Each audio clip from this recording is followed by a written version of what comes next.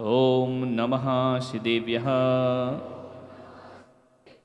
यदर्शाभावेन प्रमुदितमना दर्दुर्यः क्षणादासीत् स्वर्गे गुणगणसमृद्ध सुखनिधि लवन्ते सद्भक्ता शिवसुखसमाजं किमु तदा महावीरस्वामी नयनपथगामी भवतु मे महावीरस्वामी नयनपथगामी भवतु मे महावीरस्वामी नयनपथगामी भवतु मे। प्रथम तीर्थंकर ऋषभदेव भगवान की, भगवान महावीर स्वामी की, परम पूज्य गुरुदेव आचार्य श्री पुष्पदंत सागर जी महाराज की, अहिंसा परमो धर्म की।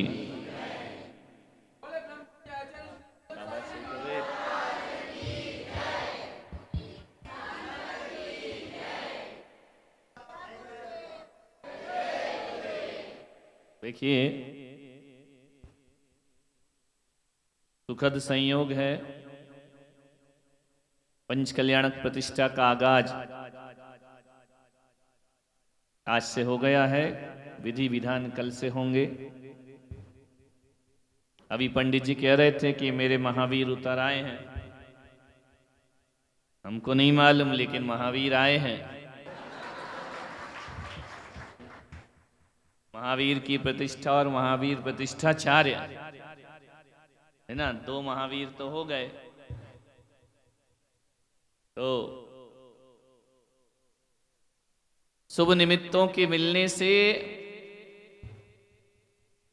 कार्य भी शुभ होने लगता है। पंच कल्याणक प्रतिष्ठा महोत्सव है, क्या जरूरत है मुनि महाराज की, क्या जरूरत है प्रतिष्ठाचार्य की, क्या जरूरत है देवों को बुलाने की। ऐसा जैनागम में कहा है कि यदि किसी को आपने कह दिया कि ये भगवान है तो उसी क्षण वो भगवान हो जाते हैं। मैं एक दिन गया था मंदिर में, देखा था प्रतिमाएं रखी हुई थी, प्रतिष्ठेय बिंब और प्रतिष्ठित बिंब। कहा कि ये भगवान है। मैंने कहा किसका बिंब है? बोले भगवान महावीर स्वामी का बिंब है, पंचवालयती का बिंब है। उस समय आप उनको भगवान बोलोगे या पत्थर बोलोगे? बोलो बोलो बोलो, क्या बोलोगे? किसकी प्रतिमा है? भगवान की है ना। कौन से भगवान बोलोगे? चिन्ह देख के क्या बोलोगे? कौन से भगवान है? महावीर भगवान। समझ में आ रहा? अभी प्रतिष्ठित नहीं हुई मूर्ति, लेकिन फिर भी वह प्रतिमा भगवान की है। जयपुर जाते हो, क्या लेने जा रहे हो? पत्थर लेने जा रहे हैं या भगवान? किसकी मूर्ति लेके आए? भगवान की मूर्ति। जिनबिंब, समझ में आ रहा? जिनेंद्र भगवान का बिंब है, जिनेंद्र भगवान की प्रतिमा है। अभी पंच कल्याणक हुआ नहीं है, लेकिन फिर भी वो क्या है? अभी राजा सैनिक जन्म नहीं लिया, गर्भ में नहीं आए, फिर भी भविष्य काल के वो क्या है? भगवान है या नहीं? भगवान तो वो है ही ना। तुम्हारे बनाने से वो भगवान बनेंगे या तुम्हारे नहीं बनाने से उनकी भगवत्ता में कोई फर्क आने वाला नहीं है ना। भगवान तो वो थे, हैं और रहेंगे। वो प्रतिमा भगवान ही है, फिर पंच कल्याणक की क्या जरूरत? जब मान लिया ना कि ये भगवान है। स्थापना निक्षेप किसको बोलते हैं? ये वह है, ऐसी मान्यता को स्थापना निक्षेप बोलते हैं। साक्षात दो प्रकार के जिनेंद्र होते हैं, एक साक्षात जिन और एक स्थापना जिन। समझ में आ रहा? साक्षात जिन तो अपने पास है नहीं, जब मूल वस्तु का अभाव हो जाता है तो उनकी स्थापना जिस चीज में की जाती है वह स्थापना जिन कहलाते हैं। स्थापना से वो जिनेंद्र भगवान है। स्थापना क्या होती है? मान्यता। ये मेरे भगवान है, जैसा जिस दिन मान लिया, जैसे ही जयपुर में मूर्ति बन के तैयार हुई, लेकर के आप आ गए, उसी क्षण वो भगवान हो गए। मानने का नाम ही तो भगवान। मानो तो गंगा माँ है, नहीं तो बहता पानी। मान्यता का नाम। फिर ये करोड़ों रुपए खर्च क्यों हो रहे? फिर ये प्रतिष्ठाचार क्यों बुलाए गए? ये धर्माचार क्यों बुलाए गए? ये इंद्राणी क्यों बुलाए गए? वो तो भगवान बन चुके हैं। अभी उनका कोई अपमान कर सकता है क्या? जिन बिंब का भले प्रतिष्ठित ना हो, आप उनका तिरस्कार नहीं कर सकते। जो तिरस्कार करता है वो अधोगति का पात्र होता है। समझ में आ रहा? भले पंच कल्याणक नहीं हो तो भी कल देखना जुलूस में जाएंगे, सम्मान के साथ जाएंगे कि अपमान के साथ? पत्थर बना के ले जाओगे या भगवान बना के? क्या बना के ले जाओगे? फिर 5 दिन क्या होगा? जब भगवान बन ही गए तो 5 दिन क्या होगा? बोलो। अरे जो बन गए आप कैसे बने? अरे मान लिया कि ये भगवान है तो भगवान है, ध्यान रखना। चौराहे पर कोई पुतला खड़ा रहता है, आपने कहा शिवाजी महाराज का है तो वो है, चाहे उसकी आप संस्कार करो या वो तो है। फोटो में, एल्बम में तुम्हारे पिताजी ऊपर गए, उनकी फोटो लगी, क्या बोलोगे? कौन है ये? क्या बोलोगे? मेरे पिताजी हैं। कागज पिताजी होता है क्या? है? फिर कैसे बोल रहे मेरे पिताजी हैं? ये तो कागज है। फोटो में पिताजी होते हैं क्या? बोलिए। लेकिन फिर भी क्या उनका अपमान करोगे? उनका तिरस्कार कर सकते हो? उनको जमीन पे पटक सकते हो? उस कागज पे भी कोई उंगली उठा दे, रंग फेंक दे तो आपको क्रोध आ जाता है। क्यों? मेरे पिता का क्या कर दिया आपने? अपमान कर दिया। ये क्या है? तदाकार स्थापना। स्थापना अपने भावों में हमने उन्हें पिता मान लिया है, हमने भावों से उन्हें भगवान मान लिया है। फिर ये 5 दिन क्या है? बड़ा अच्छा वर्णन प्रतिष्ठा आदि ग्रंथों में मैंने पढ़ा है कि कहा है कि ये पंच कल्याणक भगवान बनाने के लिए नहीं है, भगवान तो वो है ही। पंच कल्याणक क्यों होते हैं? ये प्रतिष्ठा क्यों होती है? मूर्ति में अतिशय पैदा करने के लिए। किस लिए होती है? किस लिए होती है? उस भगवान में अभी निरतिशय भगवान है। वो जब इन पर संस्कार प्रतिष्ठाचार और सौधर्मेंद्र और धर्माचार के द्वारा होते हैं तो वो निरतिशय प्रतिमा सातिशय प्रकट उसके अंदर हो जाता है, और वह अतिशय प्रकट करने के लिए इतना बड़ा आयोजन होता है। समझ में आ रहा? इसलिए हो रहा है भगवान बनाने के लिए निरतिशय मूर्ति को क्या बनाना है। इसीलिए गर्भ कल्याणक में जन्म के अतिशय, केवल ज्ञान के अतिशय, सारे अतिशय के संस्कार होंगे ना। पूरी पंच कल्याणक प्रतिष्ठा मंत्र तंत्र और यांत्रिक विधि है। उससे भगवान में क्या किया जाता है? प्रकट, अतिशय प्रकट, सातिशय मूर्ति। ध्यान रखना, अतिशय पैदा करने के लिए पंच कल्याणक होते हैं। जितने पवित्र भाव से आप संस्कार करेंगे, धर्माचार्य, प्रतिष्ठाचार्य, यजमान, ये 3 अभी पंडित जी ने बताए ना, ये 3 से ही होती है प्रतिष्ठा। समझ में आ रहा? ये 3 इतने शांत, इतने सरल, इतने भद्र परिणामी होना चाहिए। और समाज से भी निवेदन है इन 3 को गुस्सा नहीं दिलाना। समझ में आ रहा कि नहीं आ रहा है? ये 3 की परिभावना, इन 3 के परिणाम, इन तीनों की भक्ति इस तरह से होना चाहिए कि पाषाण का निरतिशय भगवान सातिशय बन करके खड़ा हो जाए। क्योंकि सारी विधि उनको ही करना है। बाहर का नाटकीय दृश्य अलग होता है, अंदर के विधि विधान अलग होते हैं। यदि प्रतिष्ठाचार को बुलाया है, मुनियों को बुलाया है, महत्वपूर्ण नाटक नहीं होता, महत्वपूर्ण अंदर की क्रियाएं, विधि विधान होता है। पूरा बल लगा देते हैं, पूरी शक्ति लगा देते हैं, पूरी ताकत लगा देते हैं। आचार्य अपनी तपस्या लगा देता है, प्रतिष्ठाचार अपनी मंत्र साधना लगा देता है, और सौधर्म इंद्र जो होता है वह अपनी पूरी भक्ति की ताकत झोंक देता है। तब जाकर किसी पाषाण की मूर्ति में भगवत्ता के अतिशय प्रकट हुआ करते। ये बच्चों का खेल नहीं है, ध्यान रखना। एक अतिशय पैदा करना। अतिशय कैसे आते हैं? मंत्र से। कैसे आते? तुम कितना भी स्नान करके आओ, घर से पूजा शुद्ध वस्त्र पहन कर आओ, फिर भी अभिषेक के पहले शुद्धि होती, ओम अमृतम अमृतम वर्षणे अमृतम श्रावय श्रावय बोला जाता है कि नहीं? क्यों? तुम नहा धो के तो आए हो, फिर बाद में शुद्धि क्यों की जा रही दोबारा तुम्हारी? बोलो, मंदिर में करते हैं ना, हस्त प्रक्षालनम करोमि, सर्वांग शुद्धि करोमि। अरे हम शुद्ध ही होके आए हैं, स्नान करके आए हैं, सोले के वस्त्र पहन करके आए हैं। बोले कितने भी पहन करके आ जाओ, कितना भी किसी को टच मत करना, तो भी क्रिया के पहले आपकी सर्वांग शुद्धि करना अनिवार्य है। क्योंकि जैन दर्शन कहता है कि जल स्नान से ही शुद्धि नहीं होती है, जब तक उस जल में मंत्र स्नान नहीं किया जाता है तब तक शुद्धि मानी नहीं जाती। मंत्र स्नान समझ में आ रहा? ये सब प्रतिष्ठाचार्य जी कराएंगे। मंडप की शुद्धि, कितना भी स्वच्छ स्थान हो, कितना भी पवित्र स्थान हो, मंडप शुद्धि वहां होना जरूरी है। वस्त्र शुद्धि होना जरूरी है। कितने भी सोले के वस्त्र हो, जब तक इनके छींटे नहीं पड़ेंगे मंत्रों के द्वारा, तब तक आप शुद्ध नहीं माने जाएंगे। मंत्र ही शुरू हो जाएंगे कल से, ध्यान रखना। जैसे ही प्रतिष्ठे बिंब पांडाल में पहुंचे, मंत्र की साधनाएं प्रारंभ हो जाती हैं और गर्भ से लेकर मोक्ष तक पूरा पंच कल्याणक मंत्र के अलावा और कुछ भी नहीं हो। सूर्य मंत्र से भगवान में केवल ज्ञान प्रकट हो जाया करता है।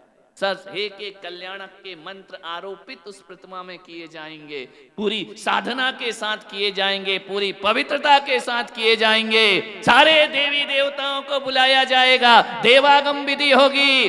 कितने भी बोली लेके इंद्र बन जाओ, जब तक प्रतिष्ठाचार इंद्र स्थापना नहीं करेगा, इंद्रों का देवागम विधि नहीं होगी, बोली लेने से इंद्र नहीं बना करते हैं। मंत्र साधना से इंद्र बन करके खड़ा हो जाया कर। मांत्रिक साधना। अभी इंद्र थोड़ी हो, तो अभी तो फलाने चंद ढिकाने चंद ये हो।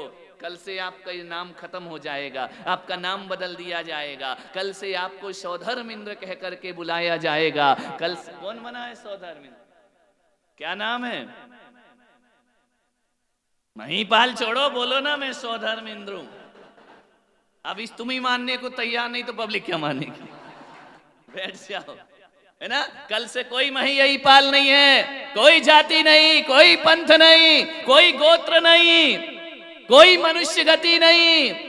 भगवान की प्रतिष्ठा मनुष्यों के बस की बात नहीं, देवों के बस की बात हुआ करती है। वो आकर के किया करते। कल से तुम्हारा गोत्र खत्म। इंद्र प्रतिष्ठा होने के बाद आपको सूतक नहीं लगेगा, पातक नहीं लगेगा, कुछ भी नहीं लगेगा, क्योंकि अब आप मनुष्य नहीं, कल से आप देवता बन करके खड़े हो जाएंगे। तो आचरण कैसा होना चाहिए? देवों जैसा या मनुष्य जैसा? देव कैसे रहते हैं? मार पीट, फाइटिंग, कालर आलर, हे मानव, ये सब नहीं। समझ में आया? सौम्य होते हैं देवता, है ना। सहन करना है सब कुछ, सौम्यता का प्रदर्शन करना है, सौम्यता का अनुभव करना है अपने भीतर में, सौभाग्य को जगाना है। ना जाने कौन से जन्म में कौन सा पुण्य कर लिया था जो मुझे सौधर्म बनने का अवसर प्राप्त। पुण्य का फल है ये, हर किसी के बस की बात। अरे पैसा तो वेश्या के पास भी होता है, लेकिन वो पैसा किसी काम का नहीं हुआ करता है। पैसा तो वो होता है जो जिनेंद्र भगवान की प्रभावना में खर्च किया जाता है। वो धन धन होता है, वो धन धन्य हो जाता है। धन्य बनाए अपने जीवन को, ध्यान रखना। ये मत सोचना कि पैसों से हम सौधर्म इंद्र बन गए। नहीं, पैसा तो और लोगों के पास, बंबई में किसके पास नहीं है, लेकिन भगवान उसे ही चयन करता है जिसके कल्याण का समय आ जाया करता है, उसे ही ये सब करने का अवसर। तुम्हारा कल्याण का अवसर आ गया, उद्धार का अवसर आ गया है। ध्यान रखिए, ये समझो कि हमारा अब संसार कम होने वाला है। जिनेंद्र भगवान की सेवा, जिनेंद्र भगवान की भक्ति, ऐसे तीर्थंकर परमात्मा, उनके कल से सारे मंत्रोच्चार विधि होगी। विचार करिए जरा, प्रतिष्ठा ग्रंथों को देखिए, कितने सारे देव होते हैं। मोक्ष कल्याणक के बाद देवी देवता सब वापिस चले जाएंगे, दो ही रहेंगे, यक्ष यक्षिणी। समझ में आ रहा? बाकी सब चले जाएंगे। उन दो को सौधर्मेंद्र छोड़ के जाता है। आप यहीं रहोगे, इस शासन के आप यक्ष यक्षिणी रहोगे, और आपको इस शासन में धर्म की प्रभावना में सहायक बनना, ये ड्यूटी सौंपी है। समझ में आया? यक्षक्षणी तो व्यंतरों का भेद है, लेकिन ये व्यंतर नहीं है। जिन शासन के यक्षक्षणी जो होते हैं वो व्यंतर जाति के नहीं होते हैं। यक्ष राक्षस भूत पिशाच ये व्यंतर हैं, लेकिन यहाँ पर जो यक्षक्षणी शासन देवी बनते हैं वो भवनवासी देव बना करते हैं। और पूरे पंच कल्याणक में सबसे ज्यादा सहयोग यदि चारों निकायों में किसी का होता है, भवनवासियों का सबसे ज्यादा। सारे देव भवनवासी होते हैं अधिकतर, ध्यान रखना। ये भवनवासी देव हैं, ये यक्ष जाति के देव नहीं है, इन्हें यक्ष पद दिया गया है। किसने दिया है? सौधर्म इंद्र ने दिया है। आप इन शासन की, क्योंकि सौधर्म इंद्र मोक्ष जाने के बाद कहता है अब मैं तो आऊंगा नहीं धरती पर, भगवान तो साक्षात मोक्ष चले गए, इनका शासन चलता रहेगा। इस शासन के रक्षक कौन होंगे? इस शासन में भगवान की पूजा कौन करेगा? इस शासन में भगवान की भक्ति कौन करेगा? इनका अतिशय कौन फैलाएगा? उसके लिए भवनवासियों में से यक्षक्षणी की नियुक्ति सौधर्म इंद्र करके जाता है। वो यक्षक्षणी का मतलब ये होता है कि सारे देवी देवताओं का प्रतिनिधित्व जो उनके शासन में करते हैं वो यक्षक्षणी उस तीर्थंकर के सारे देवी देवलोक, पूरी असंख्यात देवी देवताओं की स्थापना यक्षक्षणी में कर दी जाती है। ये बहुत सुंदर वर्णन है। प्रतिष्ठा ग्रंथ को यदि आप पढ़ेंगे, प्रतिष्ठा ग्रंथ को लोग जानते नहीं हैं, अवलोकन नहीं करते हैं, पढ़ते नहीं हैं, केवल नाच गाना झूमना देखना, नाटक नौटंकी। बड़ा मजा आया पंच कल्याणक में। बोले क्यों? भोजन बहुत अच्छा था। ये पंच कल्याणक है, क्या व्यवस्था थी रुकने की, मजा आ गया, बड़ी भीड़ हुई, बड़े अच्छा पंच कल्याणक। ध्यान रखना, भीड़ और भोजन से, व्यवस्था से पंच कल्याणक नहीं होता है, विधि विधान से भगवान का पंच कल्याणक हुआ। विधि देखी, 5 दिन में तुमने सीखा, इतने पंच कल्याणक देखे, कभी सोचा विचारा किया कि विधि क्यों हो रही है, इसका क्या महत्व है, इसका क्या फल है? 117 कलशों से शुद्धि होती है भगवान। समझ में आ रहा? तब विधि विधान होंगे, समय समय पे पंडित जी भी आपको बताएंगे। हकीकत में देखा जाए तो मेरा जो आनंद होता है ना पंच कल्याणक में, अंदर की विधि में आनंद, कैसे कैसे एक एक चीज भगवान पर आरोपित की जाती है, कैसे एक पाषाण की प्रतिमा को सातिशय जिनबिंब बना दिया जाता है। अतिशय केवल ये 3 लोग ही नहीं बनाएंगे, आप सबको भी बनाना है।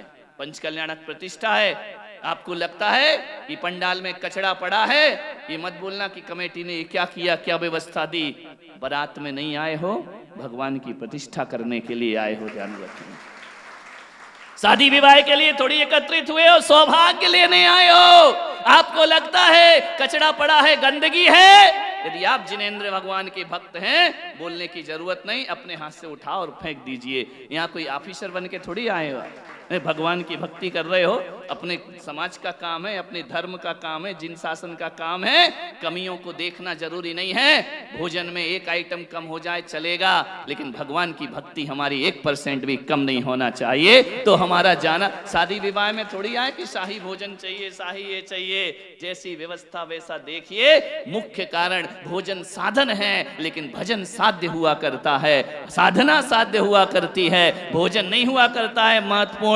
कोई भी गलती किसी से हो जाए, लड़ाई झगड़ा करने की जरूरत नहीं। मेरा नाम नहीं लिया, अरे पागल, तेरा नाम लेने के लिए करोड़ों रुपए खर्च नहीं कर रहे हैं, भगवान का नाम ले, तेरा कल्याण अपने आप हो जाएगा। मेरा सम्मान नहीं, अरे भगवान का सम्मान कर, अपना क्या सम्मान कराता है? ध्यान रखिए, विचार करिए। कोई भी विवाद नहीं, बिल्कुल निर्विकल्प शांति से, पवित्र भावों से भगवान के पंच कल्याणक संपन्न होना चाहिए। क्योंकि हमने सुना है भगवान का वो अतिशय होता है, उनके चरणों में शेर गाय भी 1 घाट पर पानी पीने लगते हैं। उनके चरणों में आकर विपरीत प्रकृति वाले जीव एक हो जाया करते हैं। सत्येषु मैत्रीम, सारे जीव मित्रता के भाव को धारण कर लिया करते हैं। और यदि तुमने मित्रता का भाव नहीं जगाया तो समझना तुम अभव्य हो, जो समोसरण से बाहर से लौट करके वापिस आ गए।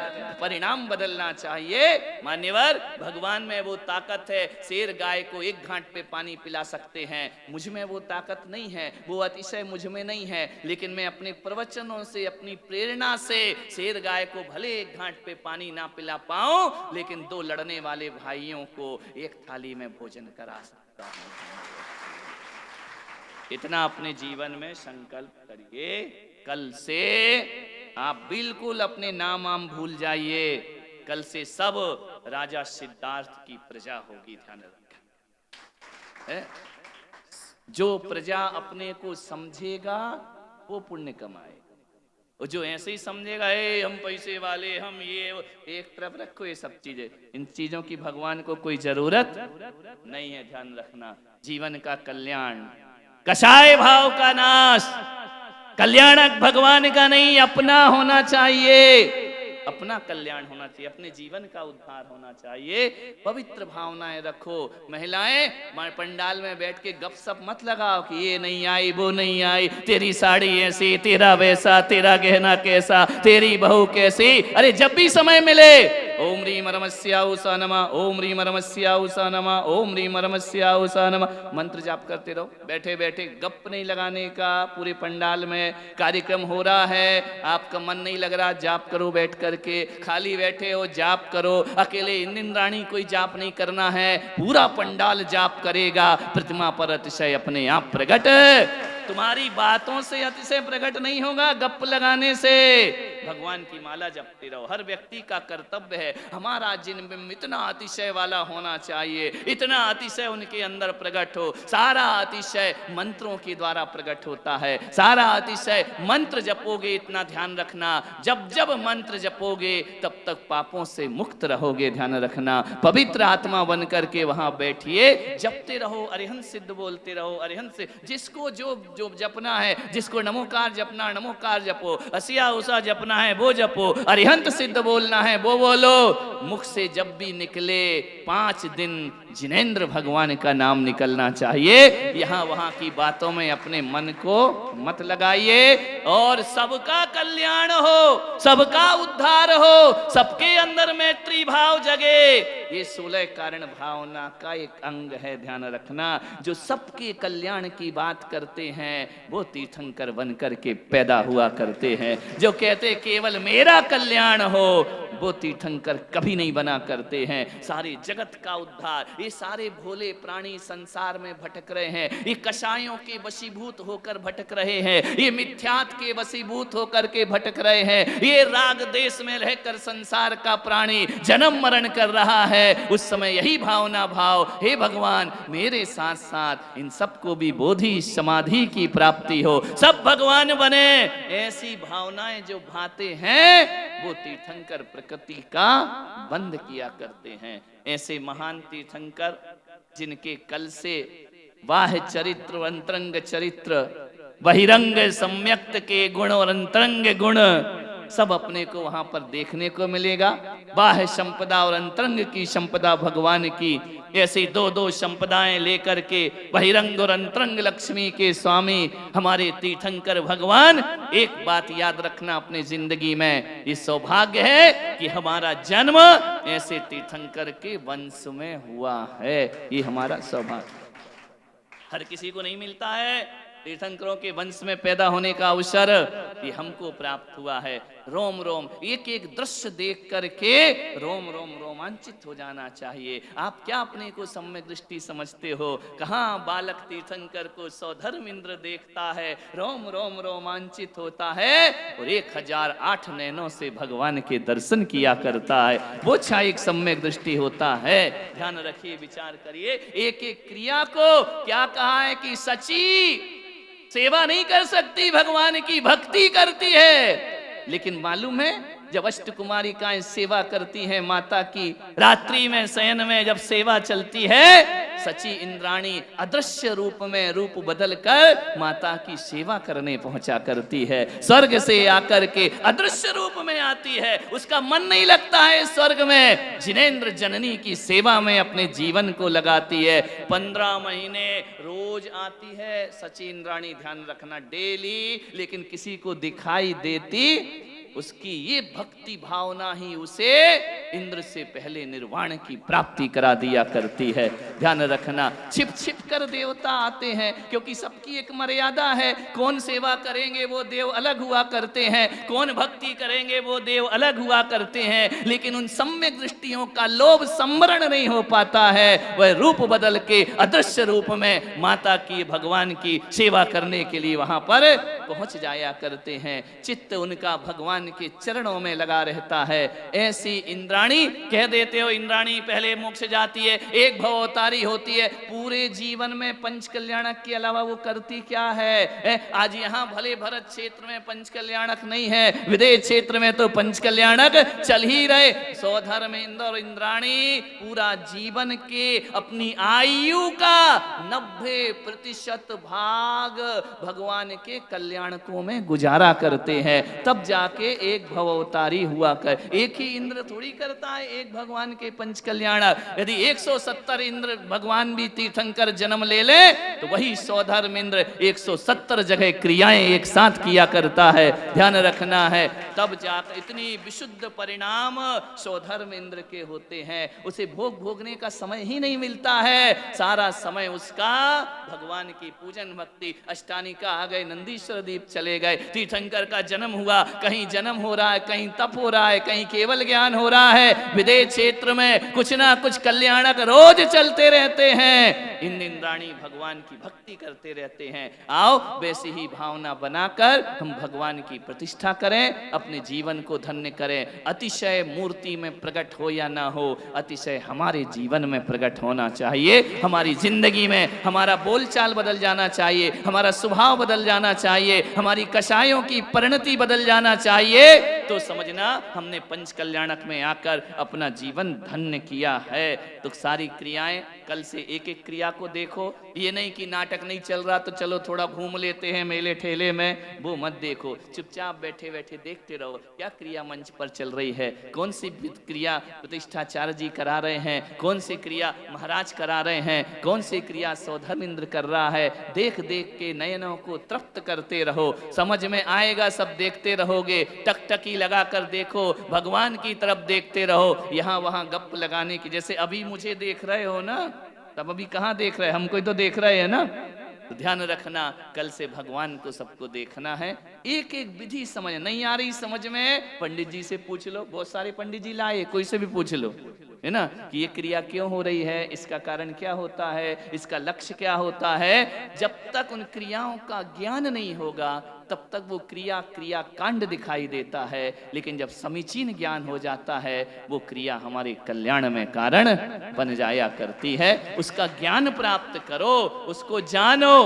गर्भ कल्याणक है तो क्यों है, क्या क्या उसमें विधि विधान हो रहे हैं। अधिवासना विधि, जलाधिवासना विधि, सारी विधियां, भद्र कुंभ स्थापना विधि, ये सारी विधियां आप देखेंगे और एक एक को समझने का प्रयास करो। एक एक समझ लो कि ये पंच कल्याणक ज्ञान अर्जन करने की एक पाठशाला है। पाठशाला ही नहीं है, मैं पुलक सागर तो इतना कहता हूं, पंच कल्याणक मंडप में जब आप पहुंचोगे वो महोत्सव का मंडप नहीं है, वहां इंसान को इंसान और भगवान बनाने की एक प्रयोगशाला वहां पर होगी।